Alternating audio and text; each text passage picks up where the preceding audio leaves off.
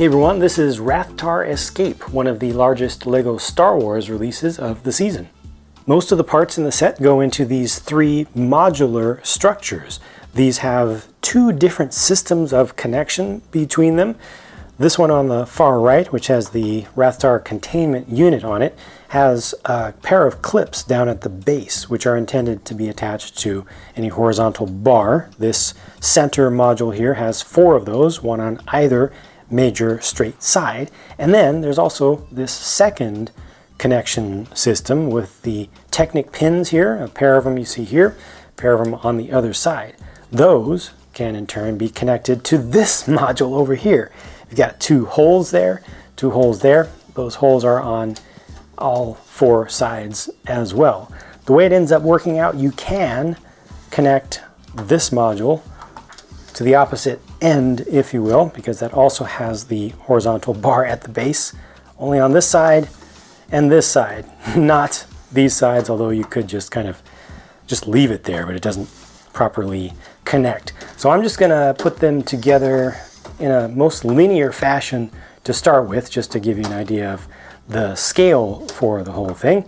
This also has a second level down below where you can do some posing. There's not all that much room to really pose the figures on any of the structure beneath there, unless they're sitting down, but you do have at least room to kind of walk them around. So using your imagination, you can just see all of this as being space that's accessible to them. You just can't walk them directly through.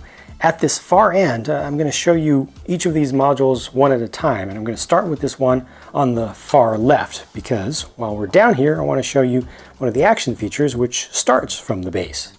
Turning it around, there is a knob that you can turn here to raise and lower a small platform.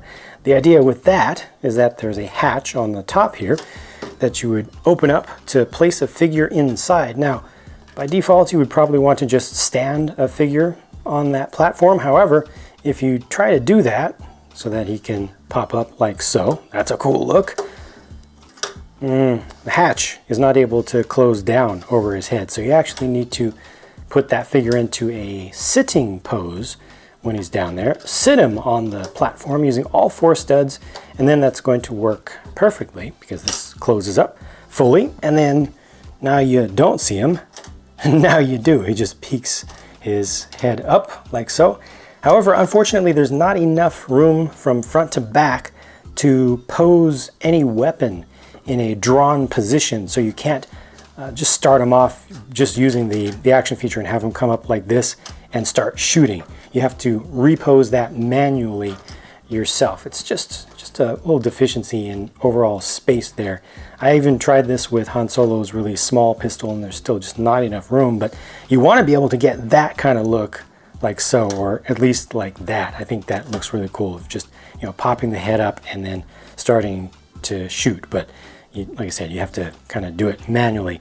This has an access panel on it, and you'll see two more of those in the next corridor segment. That's just a sticker there, and it's supposed to kind of work with the rest of the modules. For instance, if I had this module connected here, that's the access panel to access the door to it. And if you get multiples of this set, then you can kind of create a whole room. You know, you can create a long corridor and have lots and lots of the access panels connected actually to the containment units. This is a bulkhead door which is able to open and close. I think that looks really nice, and that's a place where you'd want to try to trap a Rathtar. I'll give you a closer look at the Rathars themselves. Of course, you open this from the top. There's a ball end piece here, just pulls right on up. That's a good look, and it holds itself automatically open. That's nice. It's kind of a trapdoor feature over on the side, because you can just close that like so.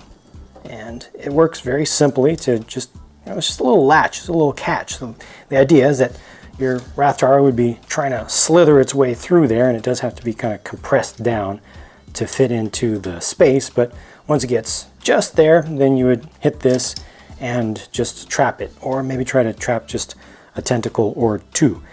It really needs to be a much larger door, or you need to have a more flexible Rathtar to get that to work well, because as you see there, it just doesn't have very far to really close down, unless I kind of maybe, I guess I can grab just that one small whip-based antenna like that and get that caught on there, but it doesn't really come down dramatically like the portcullis in the Return of the Jedi Rancor pit scene.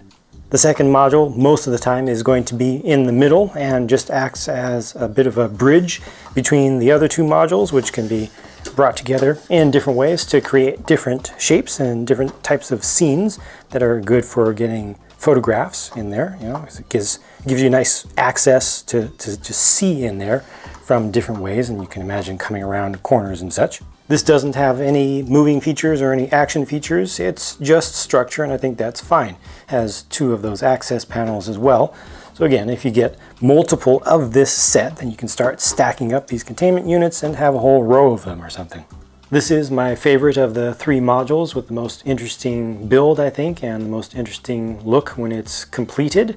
And it has the little small kind of porthole window on the front, just a slit one to allow you to see in there from the corridor side, kind of the opening side of it. But it also has the large panels that are done in transparent orange to let you really see in there from the side, so you can see more fully the Rathtar, which is really compressed down in there. It's a little bit inhumane. You know, they weren't too nice to him, didn't give him space to really stretch their legs or I guess their tentacles around very much. But it's nice to get that view, and I do like very much the trans orange color. It's something a little different from what we usually get from Lego, especially these days. On the back is access to an action feature for this module. It's supposed to be a fuse panel back here, and you're supposed to figure out which of the fuses you're supposed to pull to make the action feature do its thing. Well, spoiler alert, it's always the second one from the right that you pull to open the panel on the front, basically. Just kind of breaking the door, because, you know, just pull a fuse and there you go. For safety's sake, make sure nobody gets trapped permanently in case of an emergency. It just lets whatever is inside out. So that's how that opens up. Don't even bother trying to pull the Rathtar through there. It's just difficult, unnecessarily so. You see he has a little pail for food. He has evidently eaten the meat and left the bone behind. But for us huge figures trying to access this thing more easily, they give you a very simple panel on the top that removes without any connected studs whatsoever. It's just sat on top of there, and that gives you very easy access from the top to get the Rathtar in there, and you can just kind of fold the top tentacles down a little bit to give it clearance for everything to fit on there nicely. Here are the two Rathtar builds. They are identical except for their colors, so the actual physical dimensions of them are identical, and they have the same parts, just with different color schemes to finish off the looks and to give you a little bit of contrast, and you know, it's just something different. This color here that's used on the one on the left, the alternate color, the secondary color, is dark orange. It's always nice to get some different colors, unusual things that we don't usually get. And there's a lot of posability with the tentacles on these, with the old Exoforce arm pieces that can be brought back and forth. You can also rotate these tentacles to get a slightly different base to the thing for where or how wide it wants to be and how it actually wants to pose, where it'll roll forward or it'll roll back depending upon exactly what you do there. You can also use the teeth, open those up, use that for a little bit of balance to get it to stand up, open this up quite a lot more, or you can close that down. These are just whips that give you just the smaller tentacles that whip around and would have the little suckers at the ends. You can slightly reform these by just bending them around, and they'll kind of hold the alternate form, so you can really get these to set up just the way you want them. You can also hold a figure in the mouth if you want to. Yeah, it works out pretty well. They're not the most accurate things, but for Lego builds, they're proper builds, and I like them. There's a lot that you can do with them. The first two figures are Old Man Solo from The Force Awakens, and of course Chewbacca.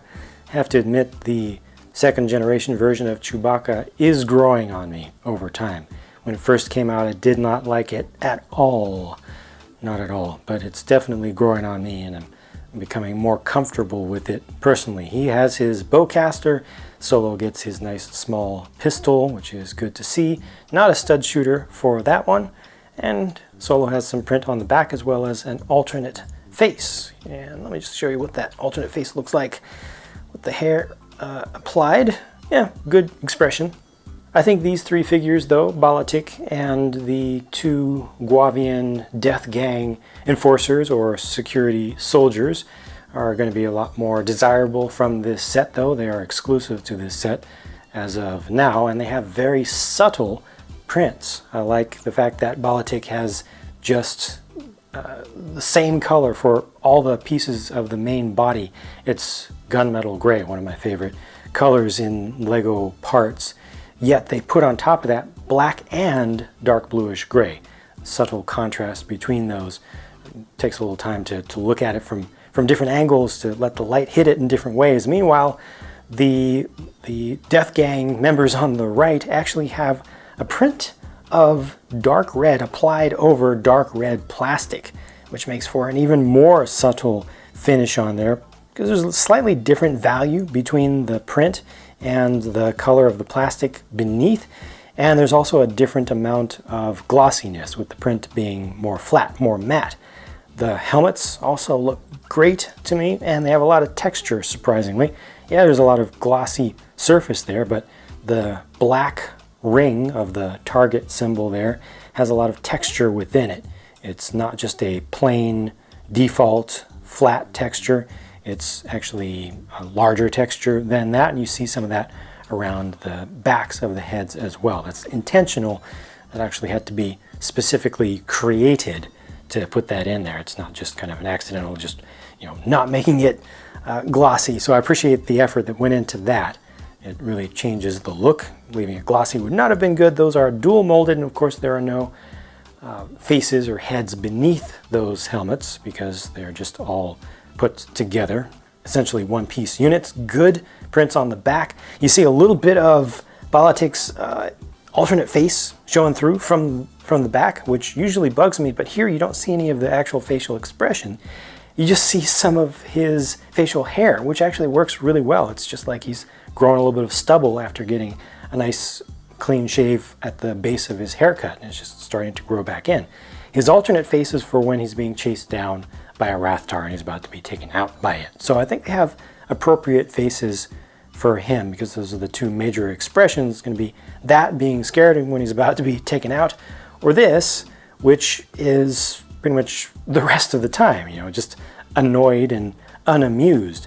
The use of stud shooters for all of these I think is fine, because I actually like it when they add at least one other piece on there to make them look like heavier blasters, and it's a lot better than just using them as pure substitutes by themselves for, you know, regular blasters that are typically much smaller in universe. I'm not a big minifig guy myself, but I definitely think that the minifigs in this set are the biggest draws of the set. I appreciate getting some structure, and I think that it's set up pretty well and uses parts pretty efficiently and gives you good access to most of the play spaces. Some of them could have been a bit larger for a little bit more realistic play scenarios without having to get your hands on there and do things manually quite so much. But overall I think it's pretty good, and I think that you get a good amount of configurability with the two modular connection systems that they put together. I kind of wish they had chosen a different scene to build a set like this though. I think the Rathtar scene was cool and all, but I think there are others that are more recognizable, more iconic, or more usable for other different scenarios. But that's it from me. Now it is your turn to share what you think with myself and the rest of the viewers by leaving a comment down below with your opinions expressed from your own perspective, which may not line up with mine. Thank you in advance for your feedback, and I'll talk to you again soon.